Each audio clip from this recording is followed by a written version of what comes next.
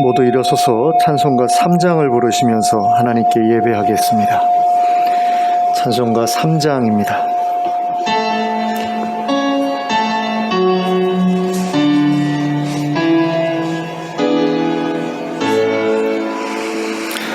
성부 성자와 성령 찬송과 영광 돌려보내세. 태초로 지금까지 또 영원 무궁토록 성삼위께 영광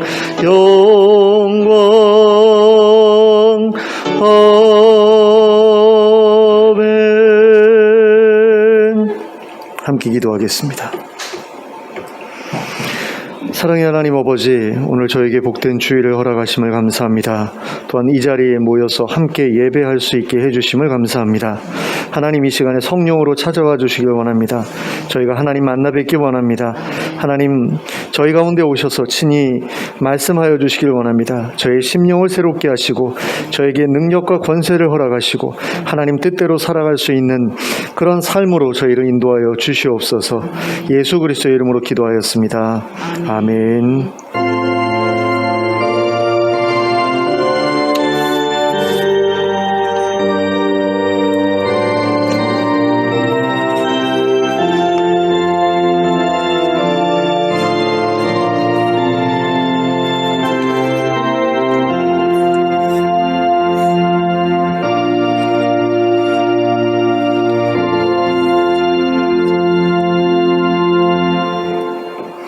찬송가 35장을 함께 찬송하겠습니다. 찬송가 35장입니다.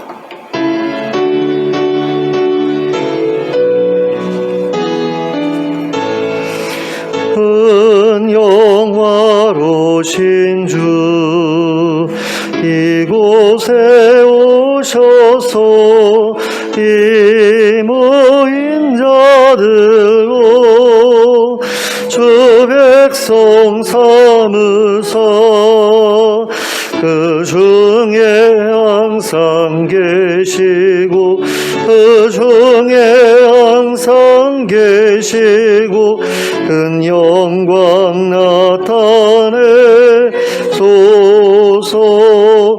이 백성 기도와 또 예물 드림이 당례와 같으니 곧 받으옵소서. 주 예수 크신 복음을 주 예수 크신 복음을 난 백성 듣게 하소서. 또 우리 자손들 다 주를 기리고 저 성전돌같이 빛나게 하소서. 주 구원하신 능력을 주 구원하신 능력을 늘 끝날까지 주소서. 주 믿는 만민이 참 진리 지키며 예성부들같이 주 찬송하다가 저 천국 보좌 앞에서 저 천국 보좌 앞에서 늘 찬송하게 하소서. 아멘. 교동문 61번을 함께 교독하겠습니다.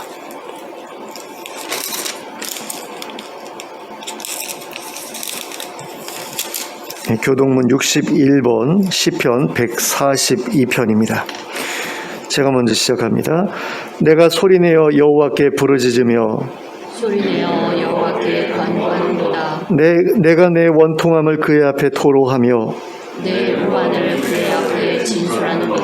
내 영이 내 속에서 상할 때에도 주께서 내 길을 아셨나이다. 내가 가는 길에 그들이 나를 잡으려고 물물을 숨겼나이다. 오른쪽을 살펴보소서. 나를 아는 이도 없고 나의 피난처도 없고 내 영혼을 부르는 이도 없나이다. 여호와여, 내가 주께 부르짖어 말하기를 주는 나의 피난처시요 살아있는 사람들의 땅에서 나의 분리시라 하였나이다. 나의 부르짖음을 들으소서. 나는 심히 비천하니이다. 나를 핍박하는 자들에게서 나를 건지소서. 그들은 나보다 강하니이다. 내 영혼을 옥에서 이끌어내사 주의 이름을 감사하게 하소서. 주께서 나에게 갚아주시니 의인들이 나를 두르리이다. 아멘. 사도신경으로 우리의 신앙을 고백하겠습니다. 전능하사 천지를 만드신 하나님 아버지를 내가 믿사오며 그 외아들 우리 주 예수 그리스도를 믿사오니 이는 성령으로 잉태하사 동정녀 마리아에게 나시고 본디오 빌라도에게 고난을 받으사 십자가에 못 박혀 죽으시고 장사한 지 사흘 만에 죽은 자 가운데서 다시 살아나시며 하늘에 오르사 전능하신 하나님 우편에 앉아 계시다가 저리로서 산자와 죽은 자를 심판하러 오시리라. 성령을 믿사오며 거룩한 공회와 성도가 서로 교통하는 것과 죄를 사하여 주시는 것과 몸이 다시 사는 것과 영원히 사는 것을 믿사옵나이다. 아멘. 모두 자리에 앉으셔서 찬송가 211장을 부르시면서 하나님께 봉헌 드리겠습니다. 찬송가 211장입니다.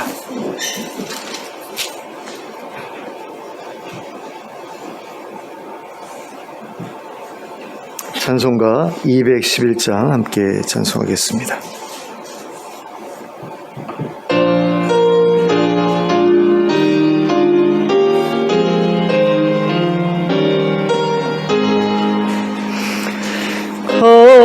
값비싼 향유를 주께 드린 막달라 마리아 본받아서 향기로운 산제물 주님께 바치리. 사랑의 주 내 주님께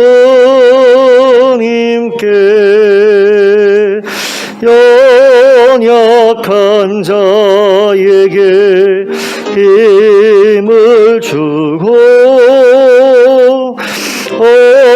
어두운 세상에 빛을 비춰 성실과 인내로 내 영제 이끌리. 사랑의 주 내 주님께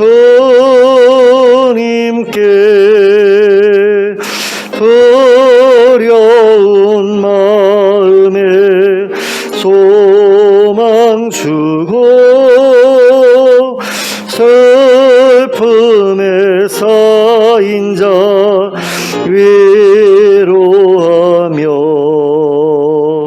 길 잃은 자들을 친절히 이끌리.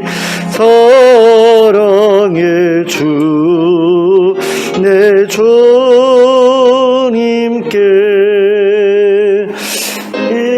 인생의 와로이 이끌어서 이 땅의 수고가 끝날 때에 주님을 섬기다 평안히 가리라. 사랑의 주 내 주님께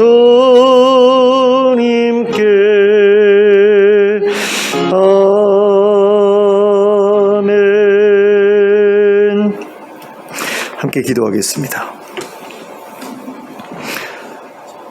사랑과 은혜가 풍성하신 하나님 아버지, 하나님께서 저희를 사랑하여 주시고 하나님의 자녀 삼아 주심을 감사합니다. 또 하나님께서 저희의 삶을 인도하시고 또 저희의 필요를 채워주시고 저희를 보호하여 주시니 참으로 감사를 드립니다.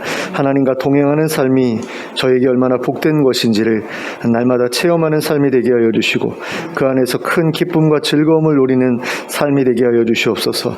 세상이 줄 수 없는 평안을 누리게 하여 주시고 그래서 여러 가지 염려와 근심 걱정으로부터 온전히 해방된 삶을 누리는 저희 모두가 될 수 있도록 인도하여 주시길 간절히 원합니다. 하나님, 저희의 삶 가운데 어려운 일들이 여러 가지가 계속해서 찾아옵니다.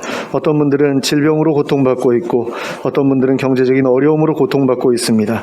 또 나라의 여러 가지 일들이 굉장히 힘들어졌다라는 그런 이야기를 통해서 마음에 근심이 계속해서 끊이지 않고 찾아오는 것을 보게 됩니다. 하나님, 그런 모든 어려움 가운데에서 하나님의 도우심을 저희가 경험하길 원합니다. 하나님께서 저희의 모든 필요를 채워주시고 또 저희의 모든 문제를 해결해 주시는 그 손길을 저희로 계속해서 경험할 수 있도록 허락해 주시고 그러므로 말미암아 그 힘들고 어려운 일들 다 감당하고 극복해내는 저희가 되게 하여 주시길 원합니다. 하나님, 힘들다고 해서 주저앉지 않게 하여 주시고 절망하고 좌절해서 일어나지 못하는 일이 없도록 하나님 늘 성령으로 함께 하여 주시고 하나님께서 저희와 멀리 계시지 아니하시고 항상 함께 하심을 저희로 알게 하여 주시옵소서. 그것을 그냥 머리로 아는 것이 아니라 경험으로 알게 하여 주시고 삶 속에서 나타나는 하나님의 손길을 보면서 알게 하여 주시길 간절히 원합니다. 하나님께서 우리의 삶을 계속해서 이렇게 인도하시는 가운데 우리가 하나님을 떠나지 않게 되길 원합니다. 하나님이 원하시는 그 삶을 살아내기 위해서 계속해서 분투하게 하여 주시고 그런 가운데 하나님의 백성으로서 부족함이 없는 모습으로 계속해서 성장해 갈 수 있도록 그렇게 해주시고 그래서 하나님 앞에 섰을 때 부끄러움이 없는 자로 능히 설 수 있도록 인도하여 주시옵소서. 하나님, 이 교회를 또한 하나님 기억해 주시길 원합니다. 하나님께서 눈동자같이 살펴주시고 이 교회가 가는 길이 항상 온전한 길이 되게 하여 주시고 하나님께서 기뻐하시는 길이 되게 하여 주시길 간절히 원합니다. 그래서 지역사회를 섬기고 주변의 이웃들을 섬기는 교회 될 수 있도록 허락해 주시고 또 우리가 먼저 우리 안에서 하나님 나라를 이루게 하시고 그 안에서 기뻐하고 즐거워하는 그 모습을 통해서 많은 사람들에게 하나님 나라가 어떠한 곳임을 보여줄 수 있는 그런 서로 사랑하고 섬기고 아끼는 그런 모습들이 우리 가운데 먼저 있게 하여 주시길 간절히 원합니다. 또 우리 가정에서도 하나님의 백성다운 삶으로 살아가게 하여 주시고 또 직장에서도 하나님의 백성다운 삶으로 살아가게 하여 주심으로 말미암아 우리의 신앙과 우리의 삶이 절대로 분리되지 않게 하여 주시고 그 일치된 모습으로 인하여서 불신자들에게 하나님 정죄받거나 또 하나님의 이름이 모욕당하게 만드는 그런 일을 하지 않는 저희들 될 수 있도록 인도해 주시길 간절히 원합니다. 하나님, 해외 여러 곳에 나가서 선교하고 계시는 우리 선교사님들 기억하여 주시되 하나님, 이집트의 이현약 선교사님 또 알바니아의 김재서 선교사님 가정을 기억해 주시고 그 가정의 사역으로 인해서 많은 이들이 하나님께로 돌아오는 역사가 있게 하여 주시고 그 이슬람 지역에 세워진 교회들이 정말 이슬람 세력과의 충돌 없이 정말 건강하게 또 아름답게 성장해 나가는 모습을 볼 수 있도록 역사하여 주시길 간절히 원합니다. 하나님, 설이 되었는데 하나님 정말 해외에서 고향을 생각하고 또 부모님들을 생각하면서 또 쓸쓸해하고 있을 그 마음을 하나님 위로해 주시고 하나님 그들에게 하나님께서 늘 함께하여 주시고 또 하나님께서 그들을 잊지 않고 계심을 그들이 기억하는 가운데 정말 힘든 그런 그 시기에 큰 위로를 얻게 하여 주시길 간절히 원합니다. 코로나가 점점 종식되어 가고 있기는 하지만 아직도 남아있는 와중에 아직까지도 힘들고 어려운 그런 시기를 벗어나지 못한 분들이 참으로 많습니다. 계속해서 물가가 올라가고 있고 또 그래서 경제적인 어려움을 더 피부로 실감하고 있는 그런 우리 성도들이 많이 있는데 하나님 아버지, 이 나라의 어려움 또 세계적인 어려움을 하나님께서 기억해 주시고 이것이 속히 지나가게 하여 주시고 그런 가운데에서 저희가 다시 예전과 같은 그런 삶의 모습으로 돌아갈 수 있도록 인도해 주시길 원합니다. 하나님, 또 우리가 이 자리에 예배를 위해서 모였는데 이 자리에서 드리는 찬양과 기도와 예물을 하나님께서 기쁘게 받아주시길 원합니다. 또 드려진 예물이 하나님의 뜻 가운데 온전히 사용되게 하여 주시고 또 드린 손길이 많은 것으로 되갚아 주셔서 하나님 섬기려고 하는 그 마음 가운데 하나님 어려움이 없게 하여 주시길 원합니다. 하나님께 많은 것들을 드리는 그 결과가 우리 성도들의 궁핍한 삶이 되지 않기를 원합니다. 하나님께 드린 만큼 또 하나님께서 갚아주시고 또 계속해서 그것이 선순환을 이루어서 많은 이들에게 하나님의 그 창고가 열리고 많은 사람들이 유익을 얻고 도움을 얻고 그래서 굶주림에서 벗어나고 헐벗음에서 벗어나는 그런 일들이 우리 성도님들의 삶을 통해서 이루어질 수 있도록 역사하여 주시옵소서. 또 이 시간에 성령으로 함께하여 주시고 하나님께서 친히 저에게 음성 들려주시고 하나님의 깊은 뜻을 알려주셔서 저희가 하나님이 원하시는 삶을 잘 살아낼 수 있도록 저희를 인도하여 주시옵소서. 예수 그리스도의 이름으로 기도하였습니다. 아멘.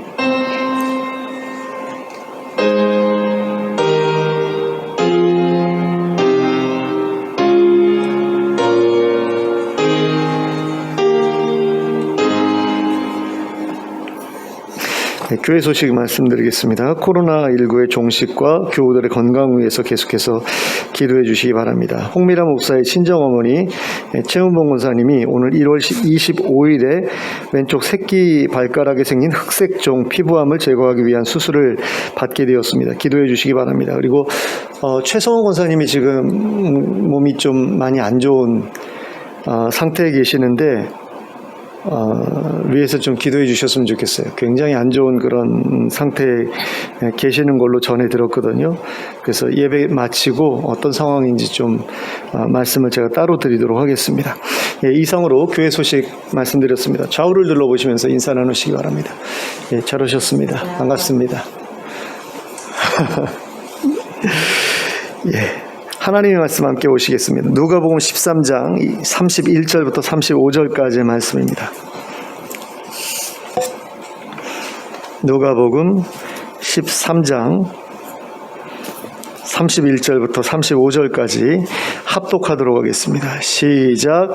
곧 그때에 어떤 바리새인들이 나와서 이르되 나가서 여기를 떠나소서. 헤롯이 당신을 죽이고자 하나이다. 이르시되 너희는 가서 저 여우에게 이르되 오늘과 내일은 내가 귀신을 쫓아내며 병을 고치다가 제3일에는 완전하여 지리라 하라.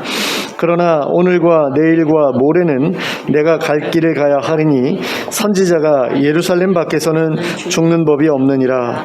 예루살렘아 예루살렘아 선지자들을 죽이고 내게 파송된 자들을 돌로 치는 자여 암탉이 제 새끼를 날개 아래에 모음같이 내가 너희의 자녀를 모으려 한 일이 몇 번이냐. 그러나 너희가 원하지 아니하였도다. 보라 너희 집이 황폐하여 버린 바 되리라. 내가 너희에게 이르노니 너희가 주의 이름으로 오시는 이를 찬송하리로다 할 때까지는 나를 보지 못하리라 하시니라. 아멘. 누가 자기에 대해서 나쁜 말을 하고 다닌다거나 아니면 자기에게 듣기 싫은 소리를 한다고 해서 그 사람을 죽여버려야 되겠다라고 생각하는 사람은 그렇게 많지 않습니다. 죽었으면 좋겠다라고 생각할 수는 있겠지만 실제로 죽이려고 하는 경우는 극히 드물지요. 하지만 절대 권력을 가지고 있는 사람이라고 한다면 이야기가 달라집니다. 그런 권력을 가지고 있는 사람은 자기에게 듣기 싫은 이야기를 했다거나 아니면 자기에 대해 안 좋은 말을 했다는 이유만으로도 사람을 죽일 수 있습니다. 그래서 역사를 살펴보면 왕에게 충언을 했던 신하들이 죽임을 당했던 일도 적지 않고 또 백성들이 왕이나 왕가에 대해서 안 좋은 이야기를 했다는 이유로 죽임을 당했던 일도 적지 않습니다. 그리고 유다 역사 속에서도 왕에게 하나님의 말씀을 전했다가 핍박이나 죽임을 당했던 선지자들의 이야기가 적지 않게 기록되어 있는 것을 보게 됩니다. 오늘 우리가 함께 읽은 본문에도 그와 비슷한 사례와 관련된 이야기가 기록되어 있는 것을 볼 수 있습니다. 31절을 보시면 예수님께서 사람들에게 하나님 나라에 대해 가르치고 계실 때에 어떤 바리새인들이 예수님을 찾아와서 헤롯이 당신을 죽이고자 하니 여기를 떠나라고 말했던 것을 볼 수 있습니다. 그리고 이것을 보면 보면 이 바리새인들은 예수님의 편에 서서 예수님을 돕기 위해서 이런 말을 했던 것처럼 보입니다. 하지만 정말로 헤롯이 예수님을 죽이려 했던 것인지에 대해서는 의문이 있습니다. 그 이유는 두 가지입니다. 첫째로 빌라도가 예수님을 신문하던 중에 헤롯에게 예수님을 보낸 적이 있죠. 근데 그때의 헤롯이 보였던 반응을 보면 헤롯이 예수님에 대해서 그렇게 적대적이었던 것이 아님을 알 수 있습니다. 누가복음 23장 6절부터 12절까지 기록된 말씀입니다. 빌라도가 듣고 그가 갈릴리 사람이냐 물어 헤롯의 관할에 속한 줄을 알고 헤롯에게 보내니 그때 헤롯이 예루살렘에 있더라. 헤롯이 예수를 보고 매우 기뻐하니 이는 그의 소문을 들었으므로 보고자 한 지 오래였고 또한 무엇이나 이적 행하심을 볼까 바랐던 연고로라. 여러 말로 물으나 아무 말도 대답하지 아니하시니 대제사장들과 서기관들이 서서 힘써 고발하더라. 헤롯이 그 군인들과 함께 예수를 업신여기며 희롱하고 빛난 옷을 입혀 빌라도에게 도로 보내니 헤롯과 빌라도가 전에는 원수였으나 당일에 서로 친구가 되니라. 자, 여기에 기록된 것을 보면 헤롯은 오래전부터 예수님을 만나보고 싶어 했고 예수님이 이적 행하시는 것을 보고 싶어 했습니다. 그래서 빌라도가 예수님을 자기에게 보내왔을 때 매우 기뻐했다라고 기록하고 있는 것을 보게 됩니다. 그리고 예수님이 자기의 기대에 부응하지 않자 잠시 희롱하다가 빌라도에게 그대로 돌려보냅니다. 이런 점을 볼 때 헤롯에게는 예수님을 반드시 죽여야겠다는 마음은 없었다는 것을 알 수 있게 됩니다. 둘째로 헤롯은 세례 요한이 자기를 비난할 때에도 그를 죽이려고 하지 않았습니다. 세례 요한을 하나님의 선지자라고 생각했고 그의 말이 틀리지 않다라고 생각했기 때문이었습니다. 그리고 그를 죽이는 것을 굉장히 두려워했습니다. 게다가 헤롯은 예수님에 대한 소문이 들려오자 세례 요한이 다시 살아난 게 아니냐라고 하면서 무척이나 두려워했죠. 그런데 세례 요한 죽이는 것을 그렇게 꺼림칙하게 생각했던 헤롯이 예수님을 죽이려 했다라는 것은 상상하기 어려운 일이라고 할 수 있습니다. 물론 헤롯 당이라고 하는 그룹에 속했던 사람들이 바리새인들과 함께 예수님을 죽이려 한 적은 있습니다. 그렇게 모의했던 것은 분명한 사실입니다. 근데 헤롯이 죽이려고 했다라기보다는 헤롯 당이라고 해가지고 그 유대의 정치 세력 중에서 예수님 죽이려고 하는 사람들이 있었다, 이렇게 보는 것이 맞지 헤롯 개인이 그런 생각을 가지고 있었다라고 보기는 어렵다라는 겁니다. 그런 점에서 바리새인들이 예수님을 찾아와서 헤롯이 당신을 죽이려고 하니 여기에서 나가서 다른 곳으로 떠나라고 했던 것은 어쩌면 그들의 거짓말이었을 가능성이 있습니다. 그들은 헤롯의 이름을 빌려서 예수님으로 하여금 그곳을 떠나게 만들기 위해 그러한 거짓말을 했을 겁니다. 그런데 바리새인들의 말을 들은 예수님은 그들에게 이렇게 대답하십니다. 32절과 33절 말씀입니다. 이르시되 너희는 가서 저 여우에게 이르되 오늘과 내일은 내가 귀신을 쫓아내며 병을 고치다가 제3일에는 완전하여 지리라 하라. 그러나 오늘과 내일과 모레는 내가 갈 길을 가야 하리니 선지자가 예루살렘 밖에서는 죽는 법이 없느니라. 자, 여기에서 예수님은 바리새인들을 향해 저 여우에게 가서 이르라고 이야기를 하죠. 그럼 저 여우가 누굽니까? 헤롯입니다. 헤롯에게 가서 내 말을 전해라 라고 하신 거죠. 하지만 바리새인들이 정말로 자신의 말을 헤롯에게 전해줄 것이라고 생각하면서 이 말씀을 하셨을까요? 저는 아닌 것 같습니다.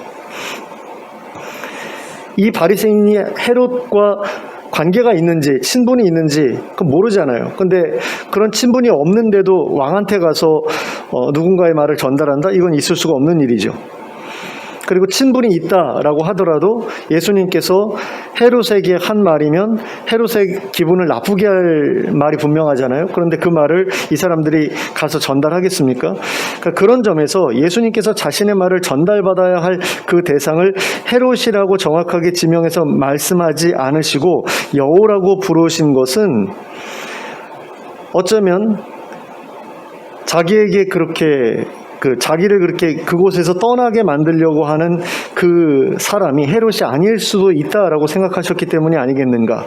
그러니까 자기를 죽이고 싶어하는 그 누군가가 헤롯인지 아닌지는 알 수 없지만 여우 같은 놈이다라는 어떤 그런 의미에서 이런 말씀을 하신 게 아닌가라는 그런 생각이 듭니다. 그러니까 이 여우는 헤롯일 수도 있고 헤롯을 빙자해서 예수님을 그 지역에서 쫓아내려 했던 바리새인들을 가리키는 것일 수도 있다라는 거죠. 그러면 예수님께서 그 여우에게 전달하라고 하셨던 말씀은 무엇입니까? 그 말씀은 오늘과 내일은 내가 귀신을 쫓아내며 병을 고치다가 제3일에는 완전하여 지리라. 그러나 오늘과 내일과 모레는 내가 갈 길을 가야 하리라는 말씀이었습니다. 여기서 오늘과 내일, 이 날은 십자가에 달리시기 전까지를 의미하죠. 그리고 제3일은 예수님께서 십자가에서 죽으시고 부활하실 그 날을 의미합니다. 그러므로 이 말씀은 예수님이 십자가에 달려 죽으시기 전까지는 귀신을 쫓아내며 병을 고치는 일을 계속하실 것인데 십자가에서 죽으시고 부활하심으로써 그 일을 완성하겠다라고 말씀하신 것이라고 할 수 있습니다. 근데 예수님께서는 왜 이 말을 여우에게 전하라고 하신 것일까요? 하나님 나라 복음을 전하는 일에 있어서 헤롯이나 바리새인들로부터 방해받고 싶지 않으셨기 때문이죠. 그래서 예수님은 자신이 하고 있는 일들이 그들에게 그렇게 위협적인 일이 아니라는 부분을 강조하고 싶으셨던 것 같아요. 그래서 그저 병 고치고 귀신 내쫓고 하는 일이 내가 하고 있는 일인데 이거 건드리지 마라라는 어떤 그런 의미에서 이런 말씀을 하신 게 아닌가라는 생각이 들어요. 그리고 제3이 되기 전까지는 내가 해야 할 일, 내게 주어진 이 사명을 내가 계속해서 감당하겠다라는 의지를 표명하기 위해서 이 말씀을 하시는 것으로 보입니다. 너희가 어떤 식으로 방해하더라도 나는 하나님 나라 복음을 전하고 하나님 나라 표적을 보여주는 일을 계속 하련다라고 말씀하신 것이다라는 거죠. 그러면 선지자가 예루살렘 밖에서는 죽는 법이 없느니라는 말씀은 무슨 의미로 하신 말씀이겠습니까? 그것은 너희가 아무리 나를 죽이려고 하더라도 내가 예루살렘에 들어가지 않는 이상 너희는 나를 죽일 수 없다는 의미에서 말씀하신 것이라고 볼 수 있습니다. 내가 예루살렘에 들어가기 전까지는 너희가 무슨 수를 쓰더라도 내 일을 중단시킬 수 없을 것이다 라는 그런 의미에서 하신 말씀이라는 거죠. 결국 예수님께서 바리새인들에게 헤롯에게 전하라고 하셨던 말씀은 내가 나를 죽이려고 하더라도 내가 내 일을 마치기 전까지는 나를 죽일 수 없을 것이다 라는 그런 의미의 말씀이었습니다. 하나님께서 그 일을 결코 허락하시지 않을 것이다 라는 그런 의미의 말씀이었다라는 거죠. 이처럼 예수님께서는 헤롯이나 바리새인들의 위협에 대해서 조금도 겁내지 않으셨고요. 조금도 위축되지 않으셨습니다. 하나님께서 지켜주실 것을 믿으셨기 때문이죠. 따라서 예수님은 바리새인들의 말을 들으신 후에도 그 지역을 떠나지 않으셨을 것입니다. 그리고 자신에게 맡겨진 그 일을 성실하게 감당하셨을 것입니다. 예수님께서는 헤롯이 자신을 죽이려 한다는 말을 전함으로써 예수님을 그 지역에 내보내려 했던 바리새인들에게 이와 같은 말씀으로 자신의 믿음과 각오를 보여주신 것이었습니다. 그런데 예수님께서는 이러한 믿음과 각오를 밝히신 후에 다음과 같은 말씀을 덧붙이셨습니다. 34절 말씀입니다. 예루살렘아 예루살렘아 선지자들을 죽이고 내게 파송된 자들을 돌로 치는 자여 암탉이 제 새끼를 날개 아래에 모음같이 내가 너희의 자녀를 모으려 한 일이 몇 번이냐 그러나 너희가 원하지 아니하였도다. 자, 예수님께서 이런 말씀을 하신 이유는 마지막에 자신을 죽이게 될 사람들이 누구인지 아셨기 때문입니다. 그러니까 지금 헤롯이 자기를 죽이려고 한다는 이야기를 들으셨는데 그는 나를 죽이지 못할 것이다라는 이야기죠. 그럼 누가 죽일 것이냐? 예루살렘 사람들이 날 죽일 것이다라는 겁니다. 그러니까 엄청난 부와 권력을 손에 쥐고 있었던 그 사람들이 나를 죽일 것이다라고 말씀하신 겁니다. 물론 헤롯이라는 사람이 더 많은 부와 최고의 부와 권력을 손에 쥐고 있었던 사람이지만 그 개인이 아니라 헤롯이라는 개인이 아니라 예루살렘에 있는 그 사람들이 마음을 모아서 나를 죽이려 할 거죠. 그리고 아주 오래전부터 하나님께서 보내신 선지자를 죽여왔던 사람들 역시 예루살렘에 거주하던 사람들이었습니다. 하나님께서는 어떻게 해서든 그들을 품으려 하셨지만 그들은 그것을 원하지 않았습니다. 그래서 하나님이 보내신 선지자들을 계속해서 죽여왔는데요. 그러면 그 이유가 무엇이었을까요? 하나님의 뜻에 순종하며 살아가기를 바라지 않았기 때문이었죠. 자기들이 바라는 대로 살고 싶었기 때문에. 그런데 하나님의 선지자들이 계속해서 찾아와가지고 자기들이 원하지 않는 삶을 살라고 계속 부담을 주니까 그게 듣기 싫었던 겁니다. 그래서 그들은 선지자들의 입을 막기 위해서 하나님께서 보내시는 족족 그들을 죽여왔습니다. 그러니까 구약 성경에 기록된 내용들이나 아니면 구약 밖에 있는 그런 어떤 사료들을 보면 왕이나 아니면 왕의 신하들이 하나님의 선지자들을 계속 죽였던 그런 사건들이 기록되어 있거든요. 가장 끔찍했던 사건 가운데 하나가 이사야 선지자의 죽음인데 톱으로 켜서 죽였다고 그러죠, 왕이. 그러니까 그런 식으로 선지자들을 이제 죽여왔다라는 겁니다. 근데 예수님께서도 세상에 오셔서는 선지자들이 했던 것과 똑같은 일을 하셨던 것을 보게 됩니다. 그러니까 예수님께서는 사람들에게 하나님 나라의 복음을 전하시고 하나님 나라의 표적을 보여주시는 일만 하셨던 것이 아니었다라는 겁니다. 만일 예수님이 귀신을 내쫓고 병을 고치는 일만 하셨다면 결국 십자가에 달리지 않으셨을 겁니다. 예루살렘 사람들이 예수님을 십자가에 매달아 죽이려고 했던 이유는 예수님도 예수님이 이전에 선지자들처럼 사람들의 악행을 고발했기 때문이었습니다. 그러니까 하나님의 뜻대로 살아가지 않는 사람들을 책망하고 비난하고 하는 그런 일을 했기 때문에 예수님을 죽이려 했던 거지, 예수님이 병 고치고 귀신 내쫓고 그래가지고 죽이려고 했던 것이 아니었다라는 겁니다. 그러면 하나님의 선지자들과 예수님께서 공통적으로 책망하고 비난했던 예루살렘 사람들의 죄는 무엇이었을까요? 34절에 기록된 말씀과 연결해서 생각해 보면 그것은 예루살렘 사람들이 하나님의 날개 아래에서 벗어나려 했던 것이었다고 할 수 있습니다. 그러면 하나님 날개 아래에서 벗어나려고 했다라는 게 무슨 의미냐? 이것은 1차적으로 하나님을 떠나려 했다라는 그런 의미죠. 하지만 유대인들은 바벨론 포로 생활 이후로 크게 정신을 차리고 그 후로부터는 절대로 하나님 아닌 다른 신들을 섬기려 하지 않았습니다. 그러니까 이스라엘 사람들이 우상 숭배를 했던 것은 포로기 이전까지였다라는 거죠. 포로기가 지난 다음부터는 우상 숭배 같은 것은 절대로 하지 않았고, 그러니까 하시딤 운동이라고 해가지고 하나님을 사랑하고 하나님만 섬기자라는 어떤 그런 운동이 대대적으로 일어나면서 완전히 하나님께로 돌아오는 그런 역사가 일어났습니다. 하지만 선지자들이 예루살렘 사람들을 책망했던 이유는 그들이 하나님을 떠나려 했기 때문만이 아니었습니다. 선지자들이 예루살렘 사람들을 책망했던 또 다른 이유가 있었는데, 그것은 그들이 하나님을 섬긴다고 하면서도 하나님의 뜻대로 살지 않았기 때문이었습니다. 그러니까 불신 때문이 아니라 불순종 때문에 그들을 책망했다라는 거죠. 물론 불신이 있었던 시기에, 우상 숭배하던 시기에는 우상 숭배도 책망했고 그랬지만 그것 때문만이 아니라 불순종의 문제도 굉장히 심각했다라는 거죠. 예수님께서 바리새인들을 책망했던 이유의 대부분도 그들의 불순종 때문이었다라는 것을 우리가 좀 생각해 볼 필요가 있습니다. 그러니까 불신자는 아니었잖아요. 바리새인들이 불신자 아니었지 않습니까? 근데 왜 예수님께서 바리새인들을 계속해서 비난하고 책망하고 그러셨느냐? 불순종했기 때문이라는 거죠. 그러면 그들은 어떤 면에서 하나님의 뜻에 불순종하는 삶을 살았을까요? 무엇 때문에 예수님으로부터 계속해서 책망과 비난을 들었던 것일까요? 그것은 그들이 이웃사랑과 관련해서 진실한 모습을 보이지 않았기 때문이었습니다. 그들은 겉으로는 굉장히 경건한 사람처럼 행동했습니다. 말씀 공부도 열심히 했고 기도도 열심히 했고 구제도 열심히 했습니다. 유대인들이 좋은 신앙을 가진 사람의 조건으로 생각했던 것이 바로 이 세 가지였습니다. 말씀, 기도, 구제, 이 세 가지를 잘하면 그 사람 신앙 굉장히 좋은 사람이다라고 봤거든요. 그래서 이 부분에 대해서 이 바리새인들이 굉장한 열심을 냈는데요, 말씀과 기도에 대한 행동은 진실되었을지 몰라도 구제에 관한 부분은 진실되지 않았다라는 게 예수님의 책망의 이유였습니다. 그들은 가난한 사람들을 돌보는 일에 무척이나 인색했던 사람들이었습니다. 그들은 고아를 돌보는 일에 무관심했고 과부의 재산을 속여서 빼앗기도 했습니다. 그러니까 그들의 구제는 궁율의 마음에서 우러나오는 구제가 아니라 생생용에 불과했었다라는 거죠. 그래도 바리새인들의 삶에는 구제하는 그 흉내라도 있었던 것을 봅니다. 바리새파가 등장하기 이전 시대의 유대인들은 아예 그런 흉내조차 내지 않았던 것을 볼 수 있어요. 그들은 자기들의 동족을 착취하고 압제하고 억압했고 동족들의 어려움을 돌아보기보다는 그것을 기회로 삼아서 자신들의 재산을 불렸습니다. 그래서 하나님께서는 선지자들을 보내서 그들의 악행을 책망하고 심판을 경고하셨죠.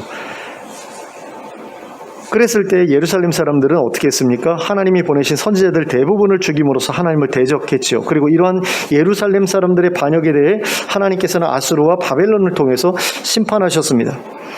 그리고 이러한 심판을 경험한 이후로 예루살렘 사람들은 표면적으로나마 하나님을 대적하는 짓을 그만두었습니다. 하나님 아닌 다른 신들 섬기는 일을 완전하게 그만두었어요. 그리고 겉으로나마 하나님의 뜻대로 살아가려는 모습을 보여주기 시작했습니다. 그런데 그것이 하나님 보시기에는 여전히 부족함이 있었다라는 거죠. 그들의 모습은 너무나 위선적이었다라는 겁니다. 속과 겉이 완전히 달랐고 겉으로 꾸민 것조차도 너무나 엉터리였다라는 겁니다. 그래서 하나님께서 세례 요한을 보내셨던 것이고 예수님을 보내셨던 것이었습니다. 그러나 예루살렘 사람들은 세례 요한의 말도 예수님의 말도 듣지 않으려 했습니다. 그래서 세례 요한은 죽였고 예수님도 죽이려 하고 있는 가운데 있었습니다. 그리고 그로 인해 과거에 겪었던 것과 같은 하나님의 심판을 목전에 두고 있었습니다. 그래서 예수님은 그들에게 다음과 같이 말씀하십니다. 35절 말씀입니다. 보라, 너희 집이 황폐하여 버린 바 되리라. 내가 너희에게 이르노니 너희가 주의 이름으로 오시는 이를 찬송하리로다 할 때까지는 나를 보지 못하리라 하시니라. 자, 여기에서 예수님은 예루살렘 사람들이 하나님의 선지자들을 죽인 죄로 인해 하나님께서 그들의 집을 황폐하게 하실 것이라고 말씀하셨습니다.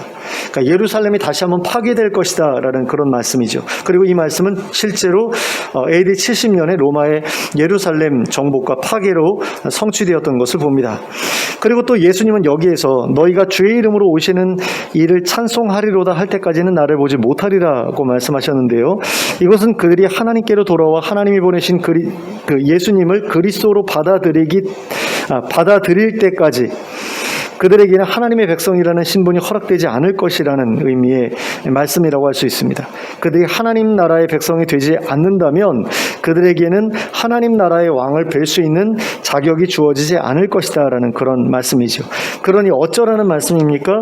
그리스도를 대적하지 말고 그분의 말씀을 대적하지 말라는 겁니다.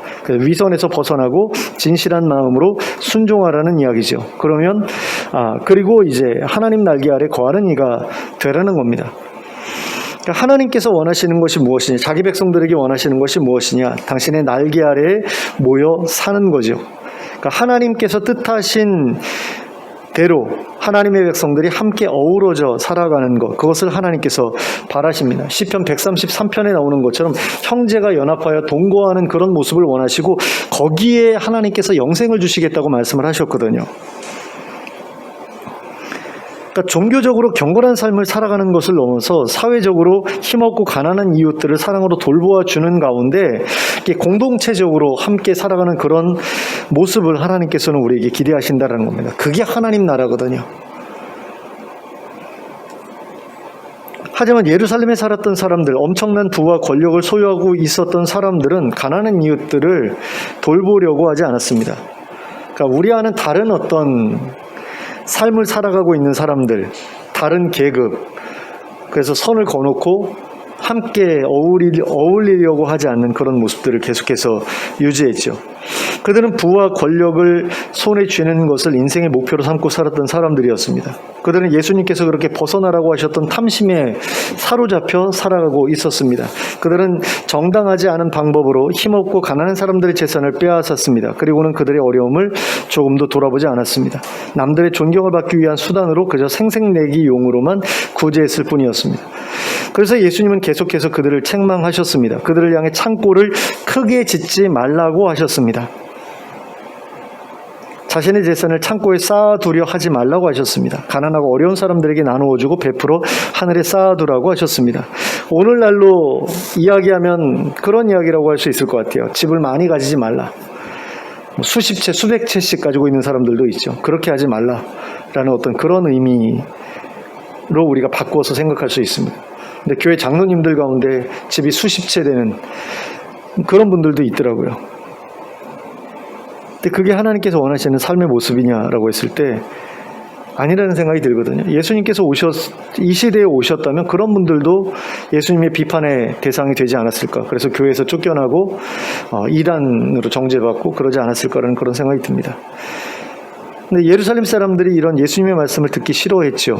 그래서 예수님의 입을 다물게 하려고 했고 죽이려고 했던 것을 봅니다.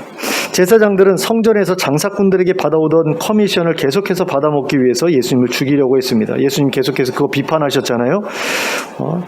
하나님의 집에서 장사를 하는데 사기를 치는 거예요. 하나님께 드리는 데 사용하는 비둘기, 그 비둘기 한 마리에 20만 원인가 40만 원인가 했다고 그러더라고요.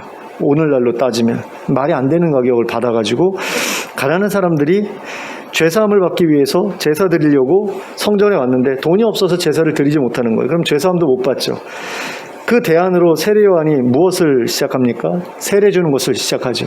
그랬더니 사람들이 다 몰려오는 거예요. 가난한 사람들이 성전으로 가지 않고 다 요단강으로 모이는 겁니다. 왜냐하면 제사할 돈이 없으니까. 죄사함 받으려도 제사할 돈이 없으니까. 그러니까 가난한 사람들은 죄짓다가 죄 가운데 죽어라라는 거죠. 그걸 제사장들이 하고 있었다는 겁니다. 오늘날의 목사들이 그와 같은 짓을 예수님 시대에 하고 있었다는 거죠. 또 바리새인들은 고르반 제도를 악용해서 부모에게 들어가는 돈을 아끼려는 그런 짓을 계속하기 위해서, 그리고 과부의 재산을 속여 빼앗는 일을 계속하기 위해서 예수님을 죽이려 했습니다. 그런 것도 예수님께서 계속해서 비판하셨기 때문에. 사람들이 예수님을 죽이려고 했던 것은 절대로 종교적인 이유 때문만이 아니었습니다. 종교적인 이유는 사실은 어떻게 보면 그냥 핑계일 뿐이었어요. 그들이 예수님을 죽이려 했던 것은 바로 탐심 때문이었습니다. 부와 권력에 대한 탐심을 예수님께서 계속해서 지적하고 책망하셨기 때문에 그래서 예수님 죽이려고 한 겁니다. 만일 예수님이 이 땅에 계시는 동안에 귀신을 내쫓고 병을 고치는 일만 하셨으면 그들은 예수님 죽이려고 하지 않았을 겁니다. 하지만 예수님께서 그들의 탐욕을 비판하셨기 때문에, 그리고 그들의 재산 증식 방법을 악하다고 책망하셨기 때문에 그들은 예수님을 죽이려 했던 겁니다. 그리고 죽이는데 성공하죠. 하지만 예수님께서는 그들의 위협을 두려워하지 않으셨고요. 계속해서 그들의 악행을 고발하셨죠. 그리고 가난한 자들을 고통에서 구원하는 일도 계속하셨습니다. 귀신 들린 사람들을 구원하셨고 질병으로 고통받던 사람들을 구원하셨습니다. 그리고 때가 되자 예루살렘에 올라가셔서 그들의 손에 붙잡혀 십자가에 달려 죽으시죠. 하지만 하나님께서는 예수님을 다시 살려내심으로써 예수님의 편을 들어주셨습니다. 그리고 예수님을 죽인 사람들의 집을 황폐케 하심으로써 예수님의 편을 들어주셨습니다. 그러니까 부활과 심판, 이 두 가지는 하나님께서 예수님 편이라는 분명한 증거로 사용된 것이라고 할 수 있습니다. 그래서 이 두 가지를 통해서 예루살렘 사람들에 대한 예수님의 책망이 옳다라고 선언하신 것이고, 또 예루살렘 사람들에 대한 예수님의 판단이 하나님의 판단과 같다라고 선언하신 것이라고 할 수 있습니다. 하지만 예수님 당시의 바리새인들은 모두 다 자신들이 하나님의 말씀대로 살고 있다고 생각했습니다. 그래서 하나님도 자기들 편일 거라 이렇게 생각을 했던 거죠. 하지만 그것은 그들의 착각이었고요. 예수님은 그들이 하나님을 떠나 있다라고 분명하게 선언하셨습니다. 그들이 탐심에 사로잡혀 악을 행하고 있다라고 선언하셨습니다. 그래서 하나님의 심판을 받게 되리라고 선언하셨습니다. 예수님 당시에 바리새인들이 그랬던 것처럼 오늘날의 기독교인들도 모두 다 자기들이 하나님의 말씀대로 살고 있다라고 생각합니다. 대부분이 그렇죠. 우리는 예수님 믿고 교회 열심히 다니고 헌금도 열심히 하고 봉사도 열심히 하니까 구원받을 거야, 이런 식으로 생각하고 있는데, 이것도 착각일 수 있다는 사실을 우리가 좀 기억할 필요가 있습니다. 기독교인들 중에는 바리새인들이 그랬던 것처럼 예수님을 부자 되는 수단으로만 이용하고 있는 그런 사람들도 있습니다. 근데 자기는 그렇지 않다라고 생각을 하죠. 또 기독교인들 중에는 부와 권력을 손에 넣기 위해서 저지른 자신의 악행들에 대해서 예수님의 이름으로 얼마든지 용서받을 수 있다라고 그렇게 생각을 합니다. 그리고 그렇게 용서받을 수 있다라고 생각하기 때문에 악행을 멈추지 않고 계속하는 사람들도 있습니다. 하지만 예수님은 나중에 하나님 나라 문 앞에서 그런 사람들을 향해 이렇게 말씀하실 것이라고 말씀하셨습니다. 나는 너희가 어디에서 왔는지 알지 못하노라. 행악하는 모든 자들아 나를 떠나가라. 자, 누가복음 13장 27절에 기록되어 있는 말씀인데요. 그런데 예수님께서 모른다고 하셨던 이 사람들은 어떤 사람들입니까? 예수님을 주님이라고 부르면서 예수님 따라다녔고 예수님으로부터 말씀을 배웠고 했던 그런 사람들이었습니다.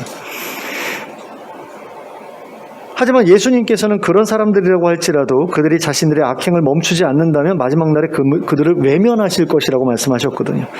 우리는 이러한 말씀이 예수님이 정말로 그들을 모르시기 때문에 그렇게 말씀하겠다고 하신 것이 아니라는 사실을 좀 알 필요가 있습니다. 예수님께서 그들을 모르시겠어요? 하나님께서 자기 백성들의 자기 백성들을 눈동자같이 살피시고 머리카락 하나까지도 다 살피신 바 되었다라고 하는데, 이 사람들이 예수님의 백성이 아니라고 할지라도 예수님 쫓아다녔던 사람들이에요. 예수님을 주님이라고 불렀던 사람들이거든요. 그런데 예수님께서 그들을 모르실까요? 정말로?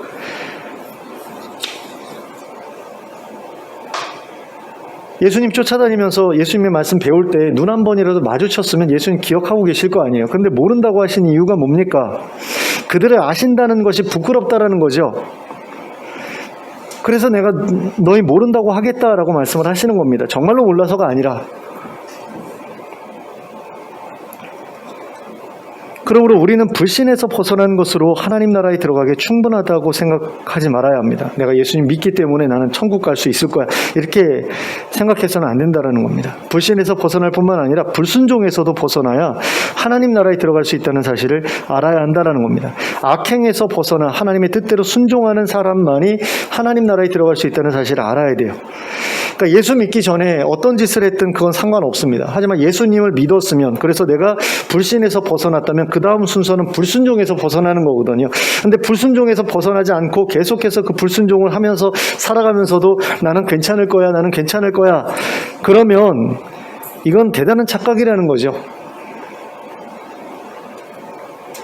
그래서 우리가 특별히 신경 써야 될 것이 무엇이냐, 바로 탐심에서 벗어나는 일이라고 할 수 있습니다. 예루살렘 사람들이 예수님을 죽이려 들었던 바로 그 이유가 탐심이었기 때문입니다. 그러니까 예수님을 죽이려고 할 수밖에 없을 정도로 나를 붙들고 있는 어떤 그런 악이 있는데, 그 악을 가지고 어떻게 하나님 나라에 들어갈 수가 있겠습니까? 그러니까 그걸 벗어버려야 된다는 거죠. 오늘날의 기독교인들 가운데에도 탐심에 사로잡혀 살아가는 사람들이 굉장히 많습니다. 그리고 이 사람들은 예수님 당시에 살았다면 분명히 예수님을 죽이는데 앞장섰을 사람들입니다. 바리새인들이 예수님을 죽였던 이유와 똑같은 이유를 가지고 살아가고 있기 때문입니다. 그러면 우리는 어떻게 이런 사람들을 알아볼 수 있겠습니까? 교회 내에서의 평판과 교회 밖에서의 평판이 다른 사람들, 가정에서의 평판, 직장에서의 평판이 다른 사람들이 누구인지를 찾아보시면 됩니다. 그러니까 사회적인 성공을 위해 수단 방법을 가리지 않는 사람들이 누구인지를 찾아보시면 되고요. 또 사회적인 약자들을 무시하고 가난한 사람들을 외면한 사람들이 누구인지를 찾아보시면 됩니다. 바로 그 사람들이 탐심에 사로잡혀 살아가는 사람들인 것을 알 수 있습니다. 바로 그 사람들이 예수님 시대에 살았으면 예수님을 십자가에 못 박는데 앞장섰을 사람들이다라는 겁니다. 그러므로 여러분도 혹시 그들과 같은 모습을 가지고 살아가고 있지 않은지 스스로를 좀 돌아보셨으면 좋겠습니다. 예수님은 그런 사람들을 향해서 하나님께서 그들의 집을 황폐하게 하실 것이라고 선언하셨습니다. 그들이 이 땅에서 그렇게 소유하고 싶어 했던 집, 그리고 지극정성으로 돌보고 가꾸었던 그 집을 황폐하게 만들어 버리겠다고 하신 거예요. 그러니까 우리들 대부분이 탐심을 가지고 갖고 싶어 하는 게 집이잖아요. 한국 사람들만큼 집을 귀하게 여기는 사람들이 없다고 그러더라고요. 그래서 한 채도 아니고 뭐 두 채, 세 채, 네 채, 수백 채를 가지고 있는 그런 사람들도 있죠. 근데 그 집을 황폐하게 하겠다고 하셨어요. 그리고 이 말씀은 어쩌면 하나님 나라에는 그들의 집이 없을 것이다 라는 그런 의미의 말씀일 수도 있습니다. 그러므로 예수님의 경고를 흘려듣지 않는 우리가 될 수 있었으면 좋겠습니다. 이 땅에서 많은 소유를 누리며 살아가는 것을 인생의 목표로 삼지 않으셨으면 좋겠습니다. 그리고 예수님처럼 가난하고 병들고 귀신 들린 사람들을 긍휼히 여기고 그들을 돕는 일에 인색하지 않은 우리가 될 수 있었으면 좋겠습니다. 여러분, 사람들이 왜 귀신에 들립니까? 귀신 들린 사람들이 대체로 어떤 사람들이에요? 마음에 어떤 분노나 원한이 가득한 사람들이 귀신에 들리잖아요. 아시죠? 그러니까 정상적인 그런 생활을 하는 사람들, 뭐 그렇게 억울한 것도 없고 뭐 한대는 것도 없고 이런 사람들은 귀신 들리지 않습니다. 귀신 들린 사람들 보면 억울함으로 가득한 사람들이 귀신에 많이 들려요. 근데 그 사람들을 누가 귀신 들리게 하는 것이냐? 힘 있고 부유하고 권력 있는 사람들, 그런 사람들이 귀신 들리게 한다라는 거죠. 왜? 그 사람들을 억울하게 하고 그 사람들의 것을 빼앗고, 그러다 보니까 이 당한 그런 입장에서 너무나 억울해서 귀신에 들리게 되는 거거든요. 마음의 어떤 문이 흔들리게 되면서 귀신이 마음대로 들어갈 수 있는 그런 존재가 되는 거거든요. 예수님께서 그런 사람들을 고치셨잖아요. 그러니까 누구는 남의 삶을 망가뜨리고 누구는 그 망가뜨린 삶을 다시 일으켜 세우고 하는 그런 일을 하셨는데, 바리새인들은 망가뜨리고 예수님은 그런 사람들을 다시 일으키시고 하는 그런 일을 하셨다라는 거죠. 그러니까 그런 일을 하시면서 보니까 그 사람들을 망가뜨린 게 누구냐? 바리새인들이잖아요. 그러니까 바리새인들을 그냥 내버려 두실 수가 없는 거죠. 예수님 입장에서는 정말로 불쌍하고 고통받고 이런 사람들 보니까 이 사람들이 그냥 모자라서 능력이 없어서 그런 게 아니라 힘 있는 사람들이 이 사람들의 삶을 파괴했기 때문에, 이 사람들의 재산을 빼앗기 위해서 이 사람들을 파괴했기 때문에, 그렇기 때문에 망가져서 귀신 들린 걸 보니까 예수님 입장에서는 너무나 화가 나는 거죠. 내 백성들을 이렇게 비참한 삶으로 내몬 이것들을 내가 어떻게 그냥 내버려둘 수가 있겠는가라는 그래서 계속해서 비판하셨다가 죽임을 당한 것인데, 하나님께서 예수님 편을 들어주신 거죠. 그래서 너희가 그렇게 갖고 싶어 했던 그것들을 내가 빼앗겠다라고 하나님께서 선언하시고 그 모든 것들을 황폐하게 하시는 것 아닙니까? 우리가 거기에 휘말리지 않아야 된다라는 거죠. 우리의 욕심을 위해서 다른 사람들의 삶을 계속해서 파괴하는 그런 일을 개인적으로도 하지 말아야 되지만, 사회 시스템 가운데 그런 것들이 있을 때 그런 것들을 중단시키기 위해서 우리가 함께 노력할 필요가 있다라는 거죠. 그래서 기독교인들이 그 노예 해방 문제에 있어서 앞장섰던 그런 이유가 그게 뭡니까? 하나님께서 자기 백성으로 여기는 그 사람들이 그렇게 망가진 삶을 살아가고 있을 때 그것을 해결하기 위해서 그런 일을 했던 거잖아요. 그와 같은 삶이 바로 예수님께서 이 땅에 오셔서 보여주셨던 그런 모습이고 우리가 따라가야 될 모습인데, 우리는 그런 삶이 아니라 남의 삶을 파괴해서라도 내 삶을 부유하게 만드는 그런 삶을 추구하면서 살아갈 때가 많다라는 거죠. 그게 탐심이고, 그런 사람들은 아무리 교회 생활 열심히 하고 그럴지라도 하나님 앞에 섰을 때, 예수님 앞에 섰을 때 모른다라는 이야기를 들을 수밖에 없다라는 겁니다. 그래서 우리의 인생의 목표가 많은 소유를 누리며 살아가는 것이 아니라 나도 행복하고 내 이웃들도 행복하게 되는 것, 그것이 될 수 있었으면 좋겠어요. 그래서 누구도 고통받지 않는 그런 하나님 나라의 삶을 이 땅에서부터 구현해 나가는 그런 노력들을 우리가 기울이면서 살았으면 좋겠습니다. 그래서 마지막 날에 예수님과 같이 온전한 몸으로 부활하여 이 땅에서의 우리의 삶이 하나님의 뜻에 합당한 삶이었음을 인정받는 우리가 될 수 있었으면 좋겠습니다. 그리고 하나님 나라에 마련된 영원한 집을 자신의 것으로 받아 누리는 우리 모두가 될 수 있기를 예수 그리스도의 이름으로 축원합니다. 기도하겠습니다.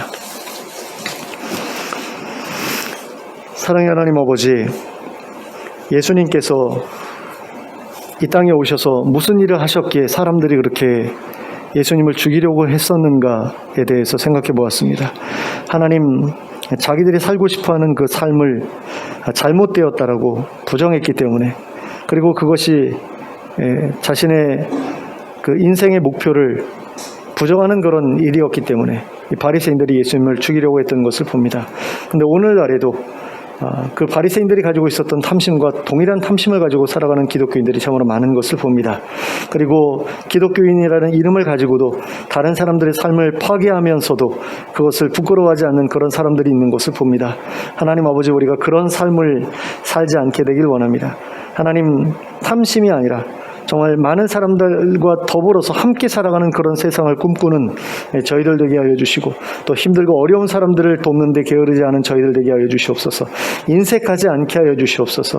내가 살 만큼 살고 있으면, 그리고 미래를 어느 정도 대비했으면 그 남은 것으로는 정말로 힘들고 어려운 삶을 사는 사람들, 굶주리는 사람들, 또는 난방비가 없어서 고통받는 그런 사람들을 돕는 그런 일에도 우리가 관심을 보여줄 수 있기를 원합니다. 누구보다 교회 안에서 그렇게 힘든 분들이 있으면 그들을 더 적극적으로 돕는 저희들 되게 하여 주시고, 그래서 우리 교회가 한 가족이라는 것을, 우리 신앙 공동체가 믿음 안에서 새로운 하나님 안에서의 한 가족이라는 것을 우리가 기억하는 가운데 그 가족들을 사랑하고 섬길 수 있는 저희들 되게 하여 주시고, 눈을 더 넓게 열어서 우리 지역사회에 있는 그런 힘들고 어려운 분들도 도울 수 있는 저희들 되게 하여 주시옵소서. 그래서 예수님께서 이 땅에 오셔서 하셨던 것과 같이 가난한 자들, 힘겨운 삶을 사는 사람들을 외면하지 않고 계속해서 돌아보는 삶을 저희가 살아갈 수 있도록 이렇게 해주시고, 그 삶을 통해서 하나님께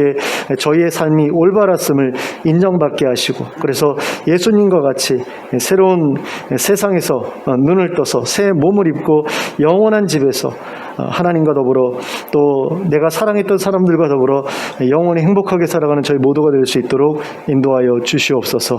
예수님의 이름으로 기도하였습니다. 아멘. 모두 일어서서 찬송가 218장을 함께 찬송하겠습니다.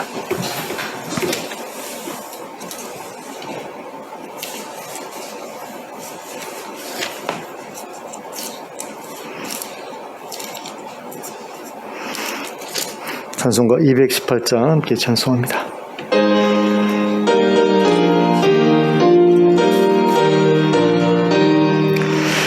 내 마음과 정성을 다하여서 주 너의 하나님을 사랑하라. 내 몸을 아끼고 사랑하듯 형제와 이웃을 사랑하라. 주께서 우리에게 명하시니 그 명령 따라서 살아가리. 널 미워해 해치는 원수라도 언제나 너그럽게 사랑하라. 널 핍박하는 자 위에서도 신실한 마음으로 복을 빌라. 주께서 우리에게 명하시니 그 명령 따라서 살아가리. 나 항상 주님을 멀리하고 형제를 사랑하지 못하였다. 이러한 죄인을 사랑하사 주께서 몸버려 죽으셨다. 속죄의 큰 사랑 받은 이 몸 내 생명 다 바쳐 충성하리.